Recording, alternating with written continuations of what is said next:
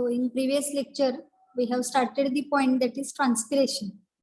The details about the transpiration, the types of the transpiration that we have to see here. So first of all, we have to revise what is meant by transpiration, and also we have seen the guttation. So first we have to see common points related to this.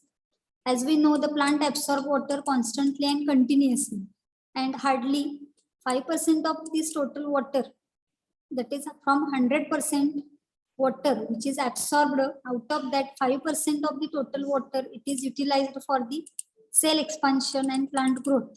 That means 95% of water, it is not used by the plant, and hence that 95% of water, it is given out by the plant with the help of both these processes, that is transpiration and guttation. So here remaining 95% of water is lost in the atmosphere through the aerial parts. म्हणजे बघा 100% पाण्यापैकी फक्त 5% पाणी वापरलं जातं, 95% पाणी हे lost होतं atmosphere मध्ये.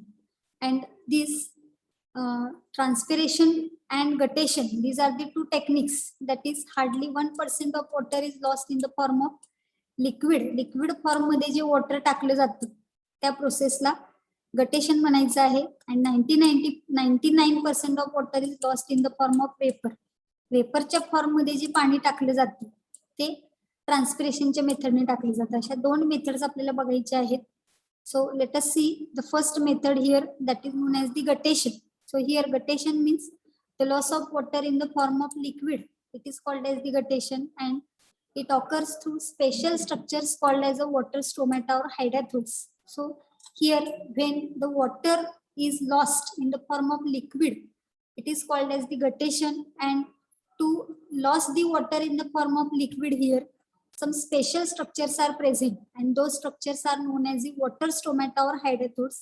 So let us see here in the diagram, or in this diagrammatic view, you can see here this is the leaf, and at the margin of leaf you can see the water droplets. म्हणजे पान आहे, पानाची जी margin असते कडेची, ह्या मार्जिनला आणि या मार्जिनला त्याच्या टोकाला तुम्हाला पाण्याचे थेंब बघायला मिळतील. हे पाण्याचे थेंब कशामधून बाहेर आलेले आहेत, तर या ठिकाणी हायड्राथोड्स प्रेझेंट असतात लीफ वरती. त्याच्यातून लिक्विड फॉर्म मध्ये वॉटर काय केलं जातं, बाहेर टाकलं जातं. या पद्धतीने लीफचा जो काय मार्जिनचा भाग आहे त्या ठिकाणी हे बघा नंबर ऑफ ड्रॉपलेट्स तुम्हाला इथं बघायला मिळतील. हे एवढे वॉटर ड्रॉपलेट्स आहेत. हे जे स्ट्रक्चर आहे त्याला वॉटर स्टोमॅटा किंवा हायड्राथोड्स म्हणलं जातं, ज्याच्यामधून लिक्विड फॉर्म मध्ये वॉटर काय केलं जातं, लॉस केलं जातं, आणि 1% वॉटर जे आहे ते काय केलं जातं, या फॉर्म मध्ये लॉस केलं जातं. Remaining 99% of water is lost through the process that is known as the transpiration, that we have to see here. So here the loss of water in the form of water vapor through leaves, stem, flowers, fruits is called as the transpiration. ज्या वेळेला water वेपरच्या स्वरूपामध्ये पाणी बाहेर टाकलं जातं leaf मधून, stem मधून, flower मधून, फ्रूट मधून, तर त्यावेळेला ट्रान्सपिरेशन म्हणलं जातं. And most of the transpiration occurs through the leaves called as a foliar transpiration. पानांमधून होतं म्हणून फोलियर म्हणलेलं आहे. And actual water loss during transpiration occurs through three main sites. Actual transpiration or water loss through transpiration, it is occurring with these three main sites, that is cuticle, stomata, and lenticels. So when cuticle is taking part in the transpiration, it is known as a cuticular transpiration. When stomata is taking part, it is known as the stomatal transpiration, and when lenticels are responsible, it is called as a lenticular transpiration. So let us see the details about these three types of the transpiration. So there are three types of transpiration. The first is known as the cuticular transpiration, second is known as the stomatal transpiration, and third is known as the lenticular transpiration. So all these three types we can see here in this diagram. So here the first type, it is known as the stomatal transpiration. It is occurring through stomata. These are the stomata present on the leaf. Okay. Then cuticular transpiration. Cuticle is the outer layer of the leaf, upper epidermis and lower epidermis. On upper epidermis and lower epidermis, covering layer is there, that is known as the cuticle. A leaf दाखवलेलं आहे. And third is the lenticular transpiration on the bark of a tree.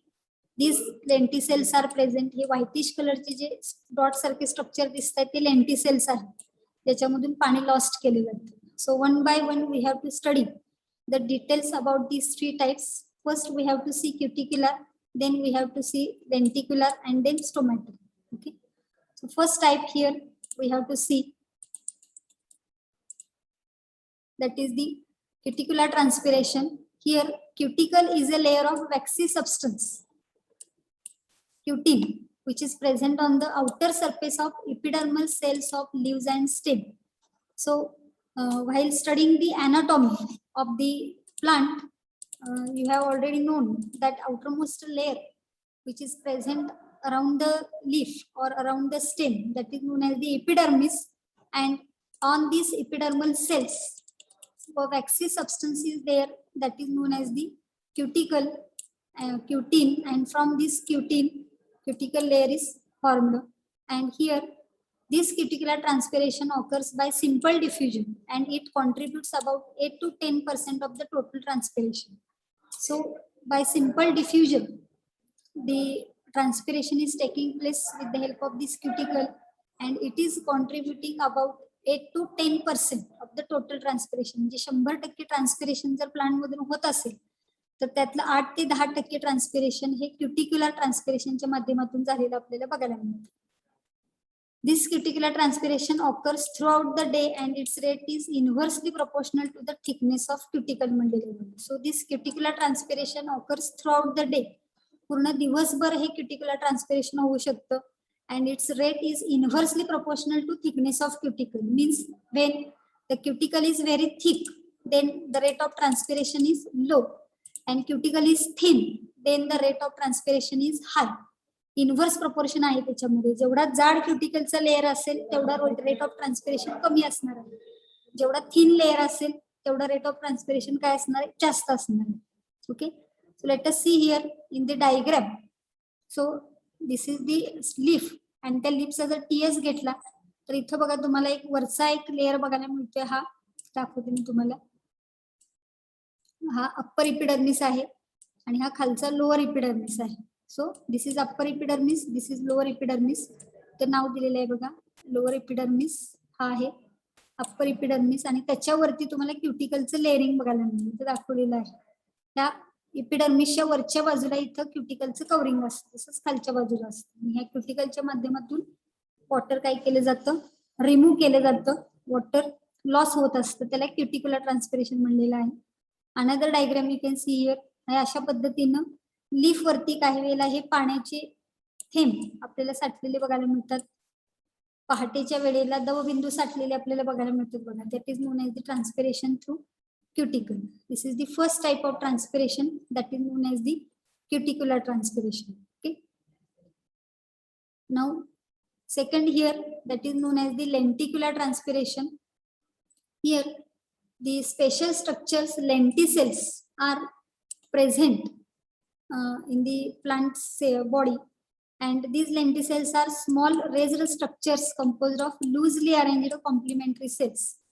Generally stem वरती, स्टेमचा जो bark असतो म्हणजे झाडाची साल तयार झालेली असते, जो बुंदा असतो झाडाचा, त्याच्यावरती आपल्याला एक लूजली अरेंज्ड सेल पासून एक स्ट्रक्चर तयार झालेलं बघायला मिळतं. And those structures are known as the lenticels.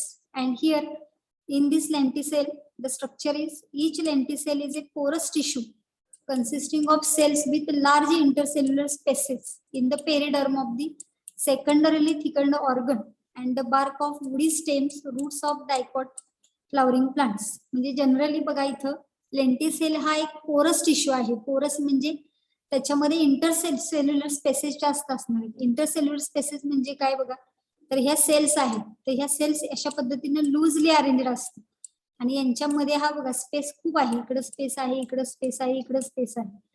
He sale अशी लांब लांब लांब लांब सेल्स असतात, त्याच्यामध्ये इथं स्पेस आहे. तर या स्ट्रक्चरला लूजली अरेंज्ड सेल्स म्हणतात. त्याच्यामध्ये पोर साईज बघा छोटे छोटे होल असल्यासारखे दिसतात, म्हणून लेंटिसेलला पोरस टिश्यू म्हणलेला आहे. Having cells with large intercellular spaces in the periderm of secondarily thickened organ म्हणलेलं आहे. ज्या वेळेला झाडामध्ये सेकंडरी ग्रोथ होते, सेकंडरी ग्रोथ होते म्हणजे काय होतं, साल तयार होते झाडाला, आणि त्या सालीवरती तुम्हाला हे लेंटिसेलचं स्ट्रक्चर बघायला मिळतं. बार्क ऑफ वुडी स्टेम म्हणलेला आहे, रूट्स ऑफ टायकॉट फ्लॉवरिंग प्लांट्स म्हणलेला आहे. तर याच्यावरती हे लेंटिसेल ऍज अ पोरस टिश्यू आपल्याला बघायला मिळतात. And these lenticels are present in the bark of old stem, pericarp of woody fruits, but are absent in leaves म्हणलेलं आहे. लीफ वरती मात्र लेंटिसेल असत नाहीत. कुठे असतात तर बार्क ऑफ ओल्ड स्टेम म्हणलेलं आहे. बार्क म्हणजे काय, झाडाची साल. झाड जुनं झाल्यानंतर, ओल्ड एज झाल्यानंतर झाडाला साल तयार होते. अगदी नवीन झाड तुम्ही लावलेलं आहे तर पहिल्या 5-10 वर्षामध्ये झाडाला साल तयार होत नाही. तो आपल्या घरी जर आंब्याचं झाड असेल, चिक्कूचं झाड असेल, पेरूचं झाड असेल तर तुम्ही ते ऑब्झर्व करू शकता की त्याला सुरुवातीच्या काळामध्ये बार्क तयार होत नाही. सेकंडरी ग्रोथ ज्या वेळेला होते झाडामध्ये त्यावेळेला बार्क तयार होतो आणि त्या बार्कवरती मग हे लेंटिसेल्स तयार झालेले बघायला मिळतात. तसंच पेरिकार्प ऑफ वुडी फ्रूट म्हणलेलं आहे. जे कठीण फळं असतात त्या कठीण फळांच्या वरती वुडी फ्रुट्स आहेत त्याच्या पेरिकार्प म्हणजे आउटर लेअर ऑफ फ्रूट म्हणलं जातं. त्या ठिकाणी हे लेंटिसेल्स प्रेझेंट असतात. But they are absent in leaves. हा पॉइंट महत्वाचा आहे. लीफ वरती मात्र लेंटिसेल्स असत नाही. Okay, so let us see here the contribution of this lenticular transpiration. This contributes only 0.1 to 1% of the total transpiration. Very little or very minimum transpiration is taking place with the help of lenticel, that is 0.1 to 1%. अगदी कमीत कमी transpiration ह्या लेंटिक्युलर transpiration मधून होतं बघा. 0.1 ते 1% एवढंच transpiration याच्यातून होतं. 8 ते 10% आताच आपण बघितलं क्युटिक्युलर ट्रान्सपिरेशन आहे. म्हणजे मॅक्झिमम ट्रान्सपिरेशन हे स्टोमॅटा थ्रू होतो. त्याची माहिती आपल्याला आता बघायची आहे. So here rate of lenticular transpiration is very slow and it occurs throughout the day. Okay, so what is the structure of lenticel. तर कुठल्याही झाडाची जेव्हा साल तयार होते त्यावेळेला त्या बार्कचं जर तुम्ही ऑब्झर्वेशन केलं तर त्याच्यावरती हे असे लेंटिसेल्स तुम्हाला बघायला मिळतील. हे अशा पद्धतीनं कुठलंही एक लाकूड तयार झालं म्हणजे झाड मोठं झाल्यानंतर त्याचा जर बार्क बघितला तर हे असे स्ट्रक्चर्स आपल्याला बघायला मिळतात. हे सगळे स्ट्रक्चर्स म्हणजे काय आहेत, हे लेंटिसेल्स आहेत. कुठलंही झाड आपल्या अंगणामध्ये बाहेर इकडे तिकडे असेल तर तुम्ही ऑब्झर्व करू शकता झाडाच्या बार्क वरती अशा पद्धतीचे स्ट्रक्चर्स आहेत. हे सगळे लेंटिसेल्स आहेत ज्याच्यातून वॉटर लॉस होत असताना आपल्याला बघायला मिळतं. ठीक आहे, हा सेकंड टाइप झालेला lenticular transpiration. And third type that we have to see here, that is the stomatal transpiration. Stomata, these are the small pores which are present on the leaves and young parts of the plant, and through the stomata water is lost, that is known as the stomatal transpiration. So here stomata are minute apertures formed of two guard cells and accessory cells. So stomata are minute apertures which are formed by two guard cells and accessory cells. Later on we have to see the detailed structures of stomata also.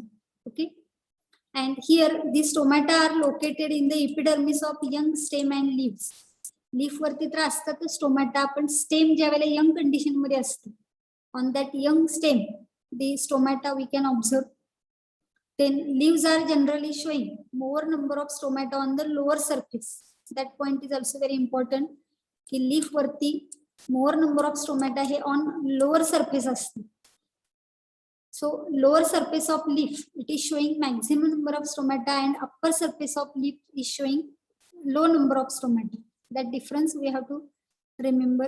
And this stomatal transpiration is occurring only during daytime. So this stomatal transpiration is occurring only during daytime. Exception is there in desert plants. This stomatal transpiration is taking place at night because in desert plant stomata are closed during day due to high temperature. Desert plant म्हणजे काय, आपण वाळवंटी एरियामध्ये वाढणारी जी झाडं आहेत त्याला desert plant म्हणणार आहे. वाळवंटी एरियामध्ये वाढणाऱ्या झाडांच्या मध्ये दिवसा स्टोमॅटा क्लोज असतो, त्यामुळे त्यांच्यामध्ये दिवसा ट्रान्सपिरेशन होऊ शकत नाही. त्यांच्यामध्ये रात्री स्टोमॅटा ओपन होतात कारण दिवसा खूप हाय टेम्परेचर असते. त्यामुळे वॉटर लॉस्ट जास्त होऊ नये म्हणून दिवसा त्यांचे स्टोमॅटा बंद असतात, रात्रीच्या वेळेला स्टोमॅटा ओपन होतात. That example you have studied in the photosynthesis chapter. Stomata remain closed during day. The stomata get open during night in desert plant. Okay, so here in desert plant stomatal transpiration occurs during night time, but remaining all plants are showing stomatal transpiration only during daytime. Okay, and here 90 to 93% of total transpiration occurs through stomata and during daytime only. ते जवळपास 90 ते 92 किंवा 93% water loss जो आहे total transpiration हे through stomata होता आणि during day time झालेला आपल्याला बघायला मिळतं. Okay, so let us see here the structure of stomata. So here you can see stomatal transpiration. Stomata are minute pores confined to epidermis of green shoot and leaves. फक्त epidermis वरती लीफच्या किंवा green shoot म्हणलेला आहे म्हणजेच young stem म्हणलेला आहे त्याच्या epidermis वरती फक्त आपल्याला हे स्टोमॅटा बघायला मिळतात. तर इथं फायकस लीफ दाखवलेला आहे हे त्याच्यावरच्या स्टोमॅटा आहेत बघ. जेव्हा आपण ह्या लीफचं पिलिंग काढून मायक्रोस्कोप खाली बघितलं तर त्याच्यावरती तुम्हाला हे नंबर ऑफ स्टोमॅटा बघायला मिळतील. त्यातला एक सिंगल स्टोमॅटा इथे दाखवलेला आहे. तर हे किडनी शेप्ड सेल दिसतात त्याला गार्ड सेल म्हणतात आणि ह्या गार्ड सेलच्या सराउंडिंगला ज्या सेल्स असतात त्याला ऍक्सेसरी सेल म्हणले जातात. अशा 2 सेल पासून स्टोमॅटा तयार झालेले आहेत. हा मधला जो आहे तो स्टोमॅटल पोर आहे. हा जो दिसतोय तो पोर आहे मधला ओपनिंग ज्याच्यातून वॉटर लॉस होणार आहे आणि त्याच्या साईडला गार्ड करण्यासाठी गार्ड सेल आहे आणि गार्ड सेलच्या कडेला आहेत त्याला ऍक्सेसरी सेल म्हणले जाते. Okay, so these are the 3 types of transpiration that is cuticular transpiration, lenticular transpiration and stomatal transpiration. Now we have to study the details here about the stomata. So depending upon the distribution of stomata on leaves are categorized into 3 types. So according to the distribution of stomata on leaves म्हणजे leaf वरती stomata कशा पद्धतीने distribute झालेले आहेत. According to that leaves are categorized into 3 types. The first type it is known as the epistomatic. So first type here it is known as the epistomatic. Epi means above. So stomata are present on upper epidermis only. Such leaves or such plants are called as epistomatic. Example here hydrophytes, lotus. हायड्रोफायटिक प्लांटच्या leaf वरती शक्यतो upper epidermis वरती आपल्याला फक्त stomata असलेल्या बघायला मिळतात. And when the stomata are present on the upper epidermis such condition here it is known as the epistomatic. Example lotus. Okay, second type here that is known as the hypostomatic. Hypo means below, that means here stomata are present on lower epidermis. So the second type it is according to the position of the stomata which are present on the lower epidermis. फक्त खालच्या बाजूला stomata असणार आहेत. The example here xerophytes, nerium example आहे. झेरोपॅटिक plant मधलं nerium म्हणजे कन्हेरीचं झाड, lotus म्हणजे कमळाचं झाड. Okay, so when the stomata are present only on the lower epidermis it is known as a hypostomatic. When it is present on upper epidermis it is known as a epistomatic. And third type here that is known as the amphistomatic. Amphi means both. तसं amphibian असा शब्द आपण frog साठी वापरतो because frog is living both in water as well as on land. तसं इथे epidermis on both the surfaces, upper surface असेल किंवा लोअर सरफेस असेल दोन्ही वरती आपल्याला काय बघायला मिळतात स्टोमॅटा बघायला मिळतात. Such condition here it is known as amphistomatic. The stomata are present on both the surfaces. Example mesophytes म्हणलेलं आहे. ग्रासमध्ये कुठल्याही प्रकारचं ग्रास घ्या किंवा मोनोकॉट प्लांट जनरली ज्वार, बाजरा, मका, गहू, तांदूळ ह्यातले कुठलेही झाड तुम्ही घेतलं तर त्याच्या लीफ वरती बघितलं तर दोन्ही बाजूला आपल्याला स्टोमॅटा असलेले बघायला मिळतात. तर according to the distribution of stomata हे 3 टाइप्स आहेत. फक्त अप्पर एपिडर्मिस वरती असेल एपिस्टोमॅटिक म्हणायचं, फक्त लोअर एपिडर्मिस वरती असेल हायपोस्टोमॅटिक म्हणायचं, दोन्ही सरफेस वरती असतील एम्फिस्टोमॅटिक म्हणायचं. त्याचे एक्झाम्पल्स आहेत इथं. Hydrophytic plant lotus it is epistomatic. Xerophytic plant nerium it is hypostomatic and mesophytic plant grass it is amphistomatic. Okay, the next point related to the stomata here, number of stomata. So it is from the NCERT book this point. So the first leaf that is a dorsiventral leaf or a dicot leaf मध्ये जर आपण number of stomata बघितला तर lower surface of leaf has a greater number of stomata than the upper surface. दोन्ही बाजूला stomata असतात but lower surface is showing greatest number of stomata than the upper surface. Upper surface showing less number of stomata and lower surface showing more number of stomata. Okay, second leaf that is known as the isobilateral leaf or monocot leaf. In this, both the surface of leaf are showing equal number of stomata. So both these points are, you have to remember, that is monocot leaf, it is showing same number of stomata on both the surface, equal number of stomata. Or in dicot leaf, upper surface is showing less number of stomata and lower surface is showing large number of stomata. Okay, so this is the number of stomata. Now the next point here we have to see, that is the structure of stomatal apparatus, means how the stomatal apparatus or the stomata, it is forming the structure on the epidermis layer, that we have to see here. So first here, typical stomatal apparatus consists of two guard cells, stoma and accessory cells. बघा, एक typical stomatal apparatus जो आहे त्याच्यामध्ये 3 parts आहेत एकूण. First म्हणजे 2 guard cells असतात, सेंटरला ओपनिंग असतं त्याला स्टोमा म्हणलेलं आहे, आणि गार्ड सेलच्या साइडला सराउंडिंगला आपल्याला ऍक्सेसरी सेल बघायला मिळतात. असे 3 पार्ट्स आहेत. 2 गार्ड सेल्स असतात, स्टोमा आहे आणि ऍक्सेसरी सेल्स आहे. One by one here we have to see. Stomata are minute elliptical pores bounded by 2 kidney or dumbbell shaped guard cells. So here the stomata, that is the minute apertures or minute elliptical pores which are bounded by 2 kidney shaped cells or dumbbell shaped cells. म्हणजे त्या स्टोमॅटाच्या कडेला जे cells आहेत ज्याला guard sale म्हणलं जातं त्या 2 प्रकारच्या असतात. एक तर किडनी शेप्ड सेल्स असतील किंवा डंबेल शेप्ड गार्ड सेल्स असतील. Okay, so here guard cells, guard cell is a type of epidermal tissue which may be called as a modified epidermal parenchyma cells. Guard cell ही एक epidermal cellच आहे, special प्रकारची epidermal cell आहे, modified epidermal parenchyma cell असे आपण म्हणू शकतो. And here these guard cells are kidney shaped in dicot plants and dumbbell shaped in grasses, that is monocot plant. हा shape जो आहे गार्ड सेलचा तो सुद्धा महत्वाचा आहे. डायकॉट मध्ये तो किडनी शेप्ड आहे आणि ग्रासेस किंवा मोनोकॉट प्लांट मध्ये तो डंबेल शेप्ड आहे. Okay, and there are some examples in cyperus, both kidney and dumbbell shaped guard cells are present. Cyperus नावाचा एक प्लांट आहे, त्याच्यामध्ये गार्ड सेल जे आहे स्टोमॅटामध्ये असणारे ते दोन्ही शेपच्या असतात, किडनी शेपच्या पण आहेत आणि डंबेल शेपच्या पण आहेत. त्यामुळे एक स्पेसिफिक एक्झाम्पल आपल्याला लक्षात ठेवायचं आहे एक्झामच्या दृष्टीनं. Otherwise all dicot plants are showing kidney shaped guard cells and all monocots, all grasses are showing dumbbell shaped. But exception is there, cyperus plant it is showing both types of guard cells, that is kidney shaped guard cells and dumbbell shaped guard cells. Okay, now let us see here in the diagram. This is the stomatal apparatus. बघा stomatal apparatus मध्ये काय काय आपण बघितले. 2 guard cells असतात. Here is the guard cell, then central stomatal aperture, मध्ये इथं दिसतोय stomatal aperture, इकडे पण दिसतोय stomatal aperture, इथं आहे हा stomatal aperture. Then subsidiary cells सराउंडिंगला असणारे, त्याच्यावरती असणारे इपिडर्मल सेल्स आहे.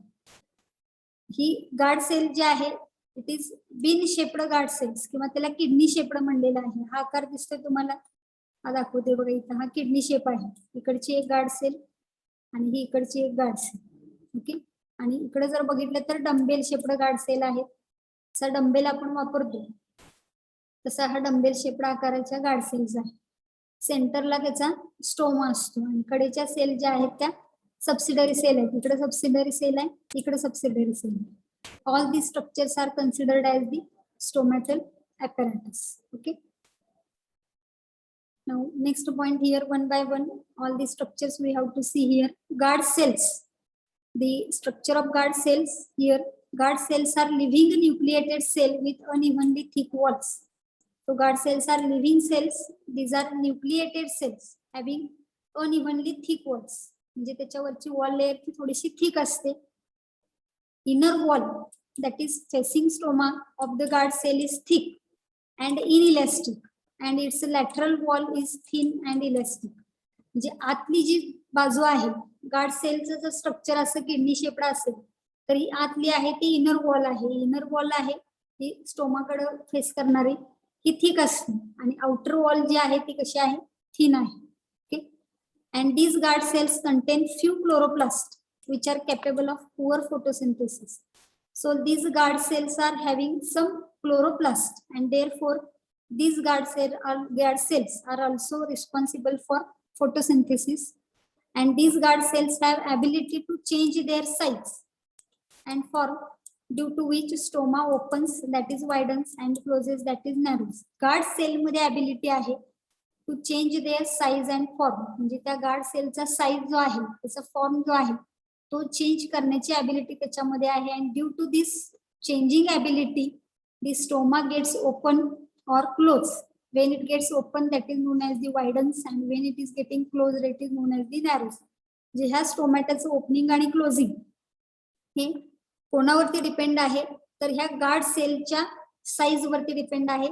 Change in the guard cell or form of the guard cell. Okay, so here you can see the structure of stoma. हे आता गार्ड सेल दाखवलेले आहेत बघा. त्याच्यामध्ये तुम्ही बघू शकताय की इनर जी वॉल आहे ती दाखवलेली आहे बघा. इनर वॉल जी आहे ती काय थिक आहे, थिक इनर वॉल म्हणलेला आहे. आणि बाहेरची जी बाजू आहे ती थिन इनर वॉल असते. ही बाहेरची जी वॉल आहे ही थिन असते, आतली जी आहे ते थिक आहे. हे दोन गार्ड सेल्स आहेत, इथं बघू शकता तुम्ही. आणि गार्ड सेल मध्ये क्लोरोप्लास्ट आहे. हे ग्रीन कलरचे स्ट्रक्चर आहेत. क्लोरोप्लास्ट हा जो आहे तो न्यूक्लियस आहे. ह्या सेल मधला हा न्यूक्लियस, इकडच्या सेल मधला हा न्यूक्लियस आहे. ग्रीन कलरचे आहेत ते क्लोरोप्लास्ट आहे. इनर वॉल जे आहे ते थिक आहे. आउटर वॉल म्हणजे ही जी दिसते ती आउटर वॉल आहे. ती आउटर वॉल कशी आहे, थिन आहे. Okay, so this is the structure of guard cell. Now the next part that is known as the stoma.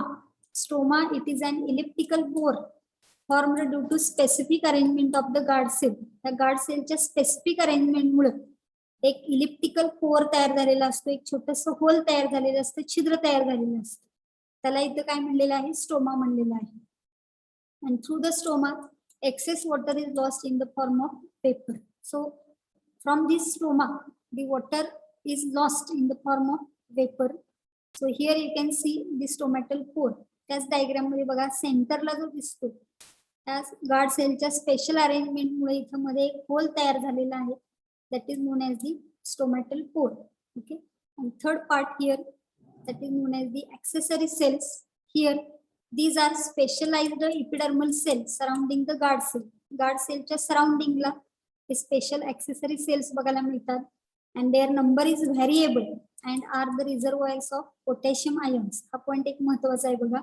accessory cellचा number variable आहे, पण accessory cell हे reservoir of potassium ions, potassium आयन्सचं store house, reservoir म्हणून हा accessory cell आपल्याला बघायला मिळतो.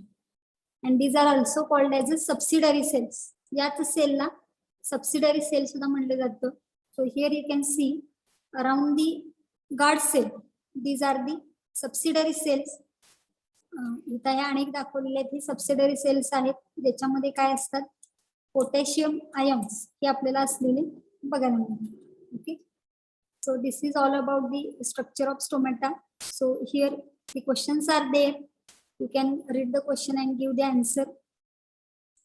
In land plants, the guard cells differ from other epidermal cell in having mitochondria, endoplasmic reticulum, chloroplast, cytoskeleton. So what will be the answer of this question? Tell me in the chat box. In land plants, the guard cells differ from other epidermal cells in having mitochondria असतात, endoplasmic reticulum असतं, chloroplast असतं, काय cytoskeleton असतं.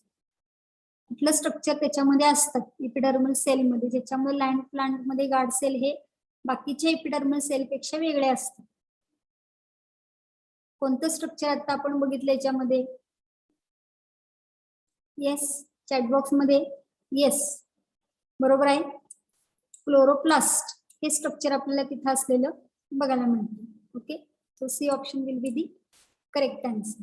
Next here, guard cell help in protection against grazing, transpiration, guttation, fighting against infection. What will be the answer here? Guard cell कशाला help करतात? Yes, simple question आहे एकदम. Guard सेलचं functioning काय आहे? Transpiration. Okay, So B option will be the correct answer. Next point here, that is the opening and closing of stomata. So some introductory point we have to see here. Opening and closing of stomata is controlled by the turgor of guard cell. म्हणजे ह्या guard sale मध्ये जे काही turgor pressure तयार होतं त्याच्यानुसार त्या स्टोमॅटाचं opening आणि क्लोजिंग जे आहे ते कॅरी आउट केले जातं.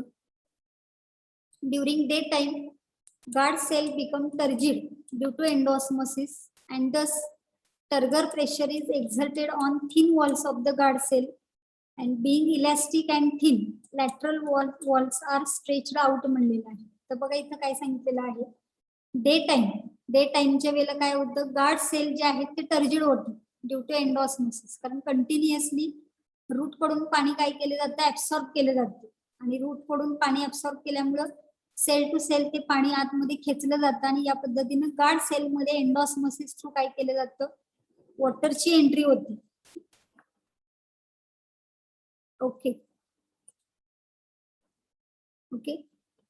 So these endosmosis process creates turgor pressure on thin walls of the guard cells, and these thin walls of the guard cells are elastic and thin, therefore the lateral walls are stretched out. मगाशी आपण diagram मध्ये बघितलं की स्टोमॅटाची outer wall layer जे आहे ते thin आहे, inner wall जे आहे ते थिक आहे, पण आउटर वॉल जे आहे थिन असल्यामुळे लॅटरल वॉल काय केले जातात, स्ट्रेच्ड आउट केले जातात. एंडोस्मोसिस मुळे टर्गर प्रेशर तिथे एक्झर्ट होतं आणि ते वॉल स्ट्रेच आउट केले जातात.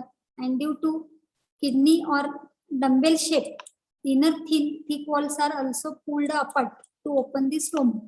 मग त्याचा असा किडनी शेप असल्यामुळे किंवा डंबेल शेप असल्यामुळे काय होतात, इनर थिक वॉल सुद्धा पुल अपार्ट केले जातात. म्हणजे हे असं स्ट्रक्चर आहे, ह्या वॉलवरती आधी प्रेशर येणार आहे. ही वॉल कुठली लॅटरल वॉल आहे जी थिन असणार आहे, आतली वॉल काय आहे, थिक आहे, इकडची आणि इकडची. ह्या वॉलवरती आणि या वॉलवरती प्रेशर आल्यामुळं ते असं अपार्ट केलं जातं, आणि अपार्ट केल्यामुळे काय झालं बघा, हे क्लोज असं असलं तर क्लोज होणार आहे असं थोडस. हे असं फुल अपार्ट केल्यामुळे काय होतं, हा स्टोमा ओपन होतो. त्या पद्धतीनं स्टोमाचं ओपनिंग होतं. And during night time guard cells become flaccid due to exosmosis. रात्रीच्या वेळेला मात्र काय होणार आहे, ट्रान्सपिरेशन होणार नाहीये. ऑटोमॅटिकली गार्ड सेल कशा बनतील, फ्लॅसिड बनतील, कारण तिथे एक्झॉस्मोसिस होईल. आणि ऑलमोस्ट इयर फ्लॅसिडिटीमुळे काय होणार आहे, क्लोजेस स्टोमा कम्प्लीट होईल. त्यामुळे ऑटोमॅटिकली फ्लॅसिड कंडिशन झाल्यामुळे पुन्हा ज्या वॉल बाहेरच्या बाजूला स्ट्रेच झालेल्या आहेत त्यात सोडल्या जातील, आणि जो स्टोमा ओपन झालेला आहे तो पुन्हा क्लोज केला जाईल. या पद्धतीनं स्टोमॅटाचं ओपनिंग आणि क्लोजिंग होतं. So here endosmosis and exosmosis occur due to diurnal changes in the osmotic potential of guard cells, which is responsible for opening and closing of stomata. He method इथे सांगितलेली आहे. सो 2 मिनिट राहिलेले आहेत, तर याच्या related खूप साऱ्या theories आहेत, तर त्याची माहिती आपण नेक्स्ट लेक्चरला बघणार आहे. So different theories are proposed to explain this diurnal changes in the osmotic potential. First, it is known as a starch sugar interconversion theory, which was given by Stewart in 1964. आणि second जी theory आहे, theory of proton transport, जी लेविटनं मांडलेली आहे 1974 साली. Mostly accepted theory आहे ही थेरी ऑफ प्रोटॉन ट्रान्सपोर्ट, पण सुरुवातीला ही शुगर इंटरकन्वर्जनची थेरी आहे, स्टार शुगर इंटरकन्वर्जन, ती सुद्धा वापरली जाते. So details about this theory of the stomata and opening and closing, that we have to see in the next lecture, because only 1.5 minutes is remaining. Okay, so we'll stop here.